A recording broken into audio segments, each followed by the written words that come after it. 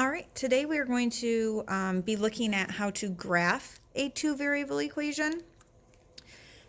So when you graph a two-variable equation, you are going to make a table of values, and you get to pick at least three numbers, meaning you cannot have any less than three, that you want to fill into your table. Now, I suggest it's always a good idea to have at least one negative number, zero, and a positive number. That way you know that you have numbers spread out enough to where you will be able to graph it more accurately. So once you make a table of your values and you pick your three numbers, then when you get all your answers, you're going to graph those ordered pairs and then connect the points with a line. So what I mean by make a table, so we're going to make an XY table to represent the equation 4x minus y equals 10. When we make that, I'm going to use -1, 0, and 1. So what that means is in place of x, first I'm going to plug in a -1 and I'm going to solve it. And whatever answer I get out, that is my value for y. So for example, I always start with my original equation. So 4x minus y equals 10. This is what we're working with. In place of x, so I'm going to plug in a -1. So 4 times -1 minus y equals 10. So now 4 times -1 is -4 minus y equals 10. Now you'll notice you're at a two-step equation. So from here, you need to work on getting your y value by itself. So instead of doing -4, we have to do the opposite so we can move it to the other side. That's going to give me +4. Those are opposites, they cancel. I'm bringing down my -y. So this is where we're bringing back in that last chapter, the last unit with those two-step equations. 10 plus 4 is 14. However, if you remember from last chapter, you cannot leave your variable negative. So this -y is the same thing as -1y, which means I have to divide through by a -1.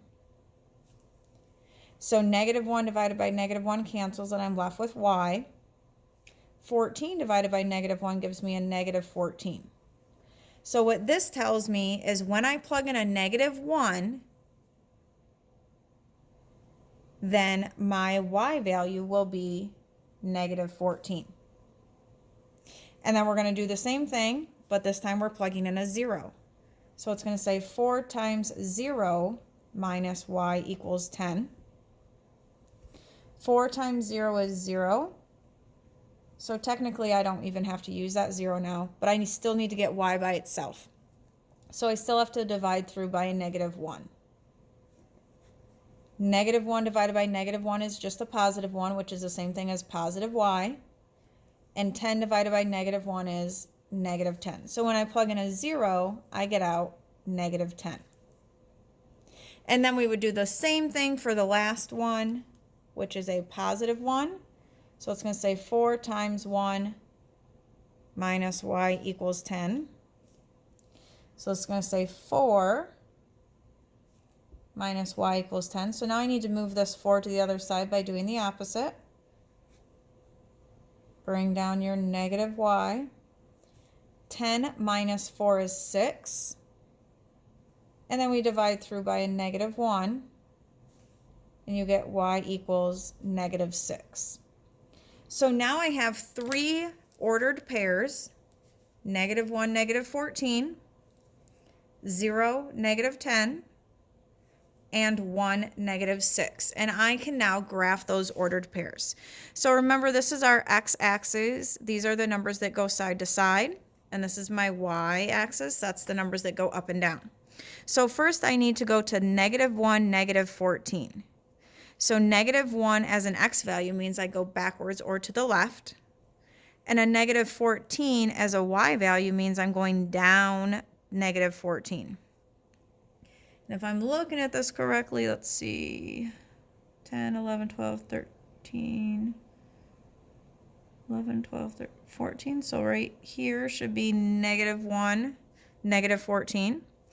Now 0 as an x value means I'm not moving side to side, and then negative 10 means I'm just going straight down right on that y-axis. A positive 1 means I go to the right and then down to negative 6. So I plotted my 3 points. Now what you want to do is, if you have a ruler or some kind of straight point, you want to make your line as straight as you can. I couldn't find my ruler off right away, so I'm just going to use this clipboard. I'm going to line them up, and I want to make it as straight as I can. And I'm going to draw my line all the way through my points. So now you can see I have a nice long line. And then I'm putting arrows on both ends of my line. You need to draw your line all the way through your points. Do not just make your line short. It needs to be a long line. And then you always write your equation on the line. So this is going to say, oops, 4x minus y equals 10. And that's because there will be times where we will have more than one graph, more than one line on the same graph. All right, so let's try it again. This time we're going to use, let's use this bottom one down here first. Y equals 2x minus 8. So you're going to make your table with x and y values. Let's just use the same values, negative 1, 0, and 1. So why don't you, let's do that first one together. So it's going to say y equals 2, but instead of an x, I'm going to plug in a negative 1. So y equals 2 times negative 1 minus 8. 2 times negative 1 is a negative 2.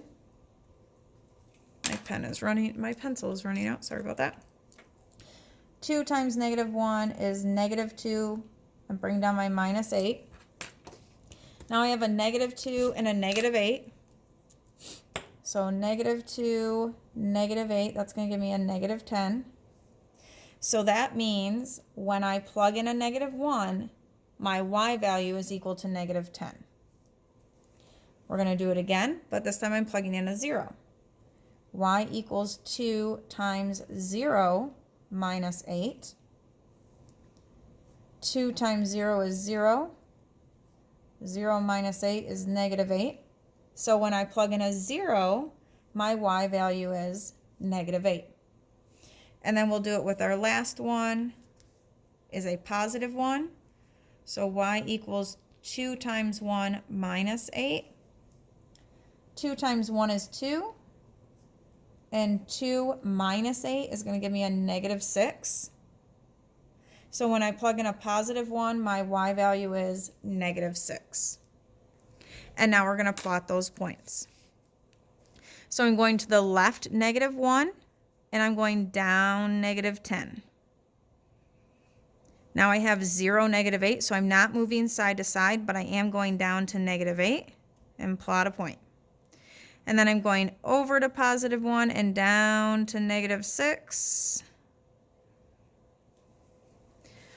And I'm going to graph this with my straight edge. Get it as straight as I can, draw my line all the way through. And this was y equals 2x minus 8. And you can do the same thing for the y equals 5x plus 6. And I will have a picture of that one graphed at the top of our Google Classroom page when I post this one. All right, so it says, how many solutions does the equation y equals x plus 7 have? And in our previous page, one of the previous pages in this notes packet, we talked about that equations with multiple variables, equations with more than one variable, has multiple answers. Now I can't find it in here. Where did we write it? So how many solutions? It has infinite solutions. How do we know? Because we can pick any number to plug in for x, and we will get a value for y. So on these tables that we just made, we could pick, I mean, I could pick a different number every single day for the next 5 years, and I would continue to get another answer every single time I plugged it in.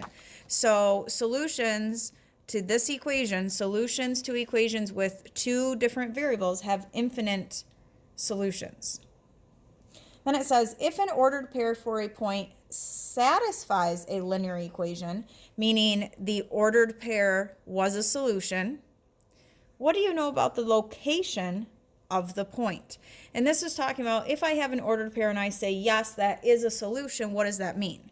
Well, when I graph it, it means that the line for the graph, the line for the graph of that equation, line for the graph of the equation will pass through that point.